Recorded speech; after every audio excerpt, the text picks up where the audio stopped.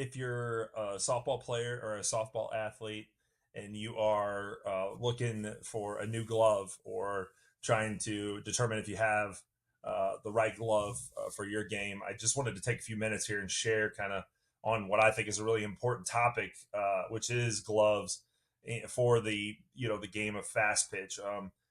I think a lot of times females have difficulties finding gloves that work for them because obviously their hand size is a little smaller than the guys, and sometimes that equates to them having to get a glove that maybe doesn't last as long or has a softer leather. When those are some characteristics of gloves that don't perform well in the speed of the game. So just wanted to talk about a couple things. So let's talk about the hand size. You Because you need a little bit of a smaller handed glove. A lot of times, I see softball athletes with Velcro on the wrist or a female softball glove.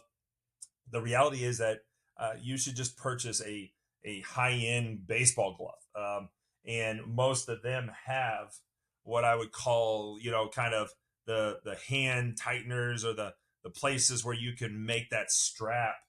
You can make that strap smaller to fit the hand better. So there's a perfect one right there. You can do that, undo that knot and take that out and tighten it up to that one. And that's going to make the hand strap, be able to adjust for a smaller hand, a bigger hand, so forth. So I would not get a glove that's, marketed towards just fast pitch softball because it's usually going to be, frankly, too soft a leather. It's going to be, that's going to have some characteristics on it or qualities like Velcro or things where that are not going to last for a long time under the pressures of high level fast pitch. So that's one recommendation. The next recommendation is leather type. You do want to get a very stiff glove. So I know sometimes when we put on a glove in the store or we're encouraged to buy the package that breaks in the glove, the steamer package, or they take that mallet and they really work on your glove, which again, if it's done correctly, it can be good, but you really want to break in the glove yourself, specific to your hand, to how you want it to mold around your hand. If it's done well, here's a very well broken in glove. See how it's holding its shape. This glove is multiple years old. I think it's probably 4, maybe, and it's holding its shape well. This athlete's taking care of this glove well. It's probably put on the bat when they're traveling or taken with them on the bus when they're traveling. It's not put in, it doesn't fall. It's not put into the bag or, it's not broken in by shoving it under your bed or whatever it may be. You need a harder leather that holds up because when the ball hits these certain spots, the thumb, the pinky, you want that spot to hold. You don't want it to break out or give or pancake. This glove is a good glove, but it has not been broken in well and has not been taken care of well. So you could see it's got a little bit more of a pancake. It just lays there. And this athlete's going to have a little more difficulties with the leather is not going to be able to take the brunt force of the ball. So this is an example of good leather, good hard firm leather, but you got to make sure it's broken in and taken care of, carried around and traveled well as also. The types of glove, you need to spend a little bit of money on a glove. $200-$300 is fairly normal for a good glove, but it's going to last you for a long time. If you take care of it correctly, it's a 3 to 4 year investment. So it's not something that you have to purchase every year. I would recommend, this is an A2000 from Wilson. Very, great line of gloves. This is a Rawlings. This is in the Pro Preferred series. Another good, hard, firm leather glove. I do want to show just one mistake that I see athletes make. So this is the Pro Preferred. But watch how the thumb kind of goes towards the second or third or fourth finger. That break is caused right there. And really, we want to see that break be more here when an athlete is catching, trying to get a little bit more thumb to pinky. And again, this other one that's broken in really well. You can see there that glove gets a little bit more thumb to pinky, has a little bit more of a break in the middle, and that athlete's going to be able to do some more high level moves that are needed when using a glove. Um, to help with that, like a little trick that I try to tell the athletes is, their fingers, their pinky and their fourth finger should be in the pinky hole, their thumb in the thumb hole. The third finger should be in the fourth hole, and the second finger should be in the third hole. So it's going to cause them to close the glove a little bit more here instead of this.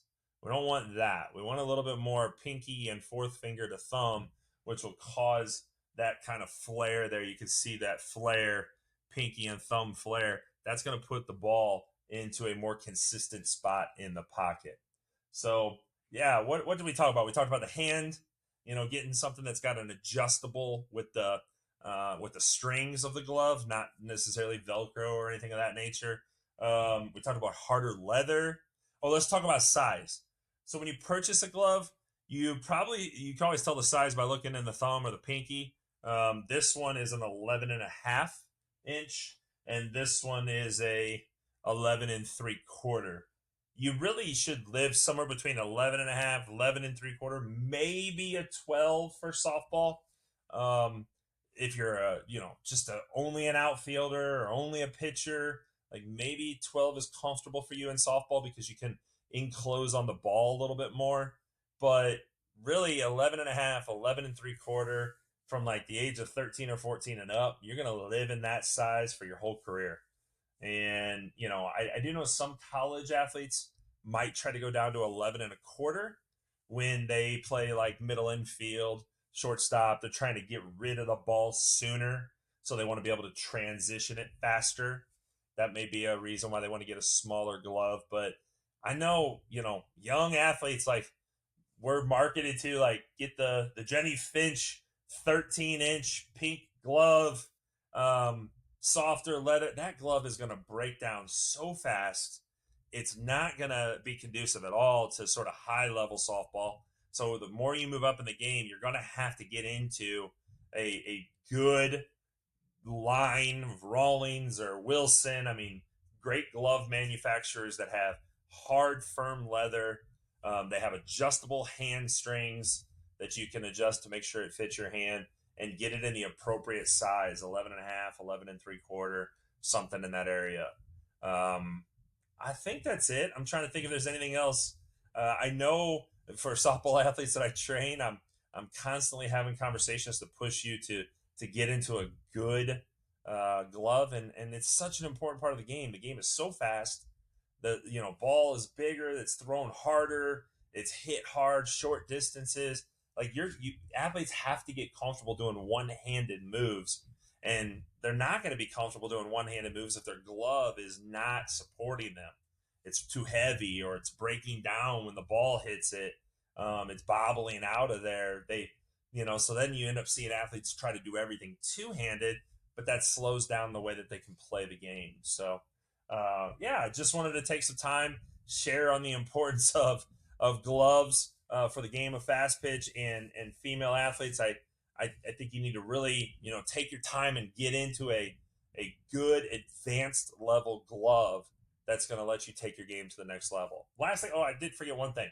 I talked about 200, 300, even 400 on a really, really nice glove, brand new. But you can get really good used gloves. Play It Again Sports is a great place to go to get used gloves.